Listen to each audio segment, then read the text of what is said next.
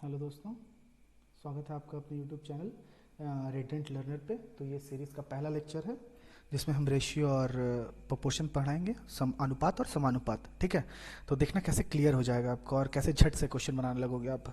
देखो, जैसे मैं बोल लूँ कि ए बी का 5 गुना है तो ए इज इक्वल टू 5 भी मैं लिख सकता हूँ ना। तो ए बटा बी बराबर हो जाएगा 5/1, मतलब 5:1।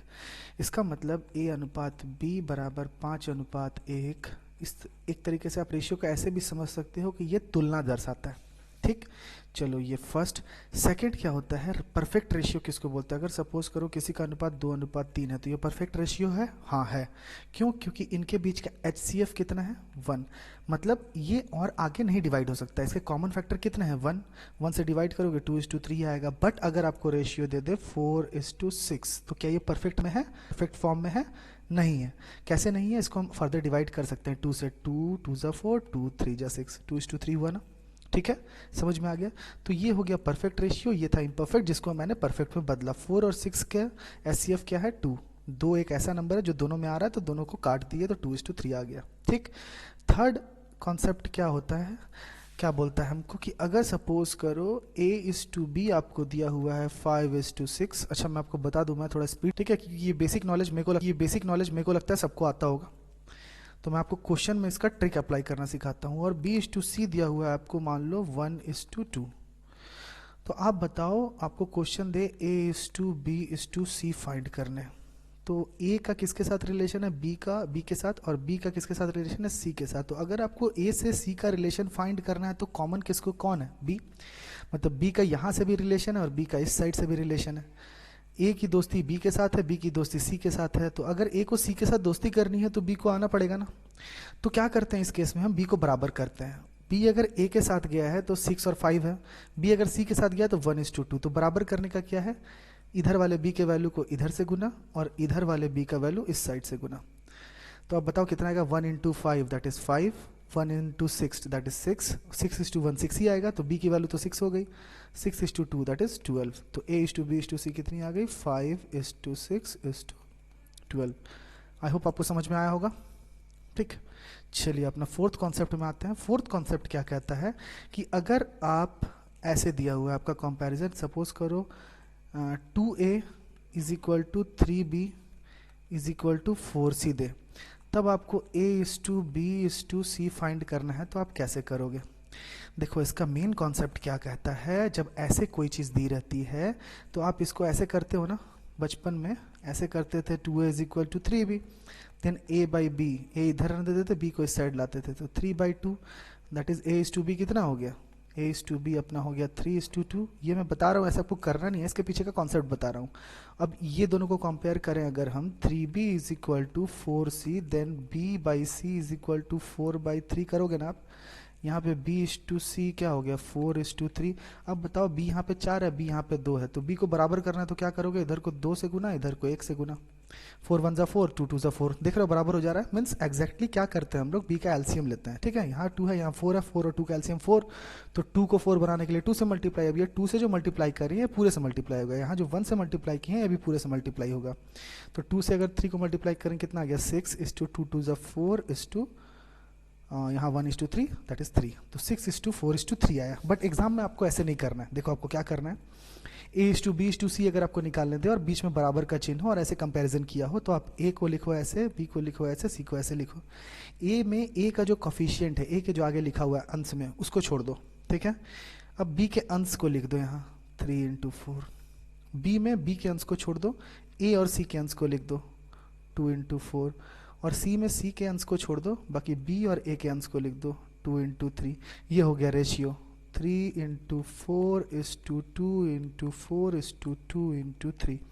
देखिए सॉरी, हम लोग क्या गलती करते हैं, हम लोग मल्टीप्लाई करके लिख देते हैं और फिर बाद में हम उसको काट नहीं पाते। ठीक है, तो आप क्या करो, गुना के फॉर्म में लिखो, इससे आपको पता चल जाएगा कि कौन सा कॉमन फैक्टर आ रहा है। देखो 2 यहाँ है, 2 यहाँ है और 4 में भी 2 है ना, तो 2 को काट दो। 2 कटा, यहाँ पे 4 कटा 2 बार में।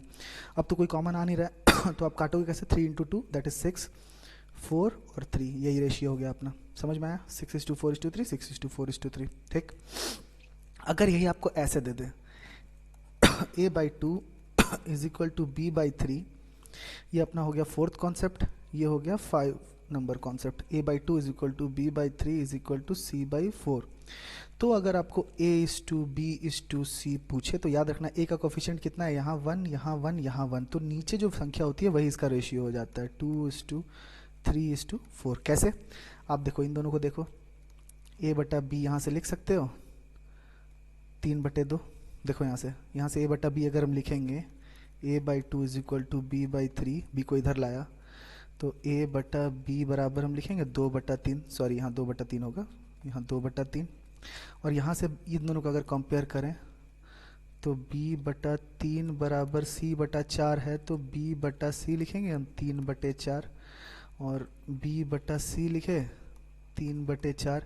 देखो b यहाँ पे भी 3 है, यहाँ पे भी 3 है, तो बराबर करने की जरूरत नहीं है, तो a की वैल्यू 2, b की वैल्यू 3, c की वैल्यू 4। याद रखना जब ऐसा दिया हो और ऊपर 1 हो तो सेम वैल्यू हो जाती है, ठीक है, 2 इज टू 3 इज टू 4 अगर नीचे दिया हुआ ऐसे, लेकिन अगर साथ में दिया हो तो हमको ये कॉन्सेप्ट लगाना पड़ता है, ठीक है, समझ में आया। चलो अब उसी से हम लोग करते हैं, उसी से हम लोग अपना कॉन्सेप्ट क्लियर करते हैं, क्योंकि मैथ्स है ना, मैथ्स को आप जितना क्वेश्चन बनाओगे ना उससे आपके कॉन्सेप्ट क्लियरिटी आएगी। चलो फर्स्ट क्वेश्चन क्या दिया हुआ है अपना, दिया हुआ टू बी दिया हुआ है आपको 3:2, और हम बोले थे कि क्या है कि जब भी ऐसा रेशियो दे तो ये सबसे छोटी इकाई होती है, मतलब a:b। मैं इसको थोड़ा सा एलैबोरेट करना चाह रहा हूँ, ऐसे तो आप डायरेक्ट पुट करके इसका आंसर निकाल लोगे, लेकिन मैं बताना चाह रहा हूँ जैसे a:b अगर 3:2 है ना, तो इसमें a की एग्जैक्ट वैल्यू हमको नहीं पता है, ये यूनिट वैल्यू है, a हो सकता है 6 हो, अगर a 6 हो तो b 4 हो सकता है, ठीक है, क्योंकि इसका भी रेशियो निकालोगे a:b 3:2 ही आएगा। a हो सकता है 9 हो तो b आपका हो जाएगा 6, इसका भी रेशियो आएगा, तो ये होता है एग्जैक्ट, और ये होता है यूनिटरी वैल्यू जिसका SCF होता है 1। तो जब भी ऐसा क्वेश्चन थे a:b 3:2 और 5a + 2b 3a + 4b is equal to का मान क्या होगा, ठीक है, तो a की जगह क्या पुट कर दो आप 3 और b की जगह क्या पुट कर दो 2। अच्छा, जब भी ऐसा क्वेश्चन देगा ना आपको देखना बीच में रेशियो दिया ही रहेगा, ठीक है। तो अब देखो 5 की जगह पुट कर दो 5 × 3 + 2 × 2 इज टू 3 × 3 + 4 × 2। एक ही आंसर देख लो, 5 दिया 15 4 19, 19 देखो ऑप्शन इसमें नहीं है, पहला इसमें नहीं है, इसमें है, तो यही आंसर होगा, ठीक है, समझ में आया। चलो नेक्स्ट क्वेश्चन देखो, सेम कॉन्सेप्ट पे आया हुआ है, क्या है 3/5p is equal to 7/9q is equal to 4/5r। अभी इसी पे मैंने देखो पहले आओ, देखो इसी पे किया था ना, क्या था क्वेश्चन, 2a = 3b = 4c। यहाँ पे नीचे इसके कुछ नहीं लिखा हुआ था बट इस क्वेश्चन में नीचे लिखा हुआ है। हम क्या करते थे, इसका ऊपर वाले को छोड़ते थे, बाकी दोनों से गुना करते थे। इसमें भी वही करना, देखो यहाँ पे क्या करना है, p लिखना है, ध्यान से देख लो, q लिखना है और r लिखना है, हमने p/q/r लिख दिया, ठीक है।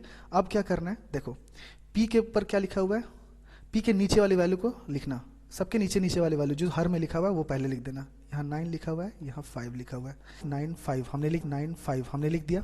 याद रखना जब भी बराबर में है तो हर की वैल्यू ऐसे ही लिख देंगे। अब p का जो अंश है उसको छोड़ के इन दोनों के अंश से इसको गुना, 7 × 4 यहाँ लिख देंगे 7 × 4, इस 2 का साइन दिए।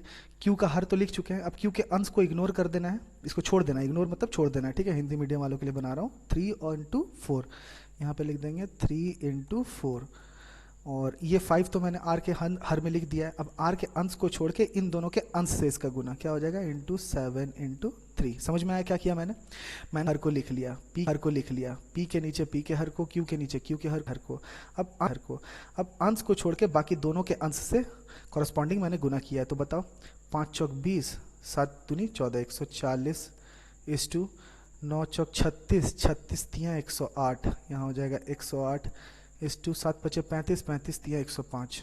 ये हो गया आंसर अपना 140, 108, 105। ये देखो ऑप्शन बी है ना, ठीक है। ऐसे आप पहला आंसर ही लाओगे 140, देखो 140 पहले में पोजीशन पे एक ही में है, तो ये आप डायरेक्ट लिख सकते हो। एग्जाम में क्या है ना कि आपको देखना है, ऑप्शन एलिमिनेशन से भी आप डायरेक्ट कर सकते हो, ठीक है। चलो नेक्स्ट क्वेश्चन देखते हैं।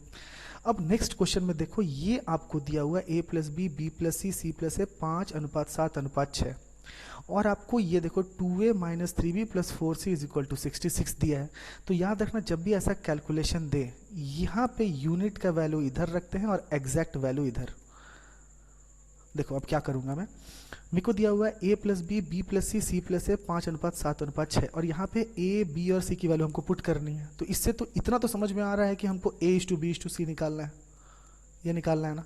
अब a to be to c कैसे निकलेगा? जब भी ऐसे कंपोजिट फॉर्म में दिया रहा है, प्लस के फॉर्म में, क्या करो, आंख मूंद के सबको प्लस कर दो। अगर मैं लेफ्ट हैंड साइड को प्लस करूंगा, a प्लस बी बराबर 5, b प्लस सी बराबर 7 और c प्लस a बराबर 6 है। सबको अगर प्लस करेंगे तो राइट साइड में लेफ्ट साइड में आ जाएगा 2a प्लस बी प्लस सी, राइट साइड में आ जाएगा 7 5 12 6 18। तो a प्लस बी प्लस सी की वैल्यू क्या आ गई? 9। याद रखना क्या करना है, इससे आपको क्या समझ में आया? सबको प्लस करना है, सबको प्लस करके हाफ कर दो। तो a प्लस बी प्लस सी की वैल्यू कितनी आई अपनी? देखो a प्लस बी प्लस सी की वैल्यू कितनी आई अपनी? 9। अब मेरे को किसकी वैल्यू चाहिए? a की वैल्यू चाहिए, b की वैल्यू चाहिए, c की वैल्यू चाहिए। अच्छा, a प्लस बी प्लस सी की वैल्यू 9 है, यहाँ से मेरे को दिख रहा है a प्लस बी की वैल्यू कितनी है? 5।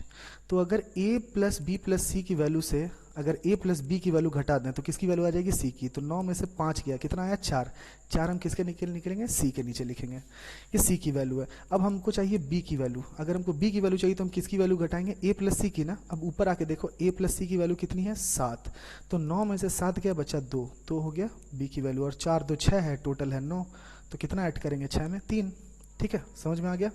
या ऐसे देख सकते हो a प्लस, अब हमको अगर a की वैल्यू चाहिए तो b प्लस सी की वैल्यू घटा दो, इसमें b प्लस सी की वैल्यू 5 है, नहीं सॉरी बी प्लस सी की वैल्यू 7 है।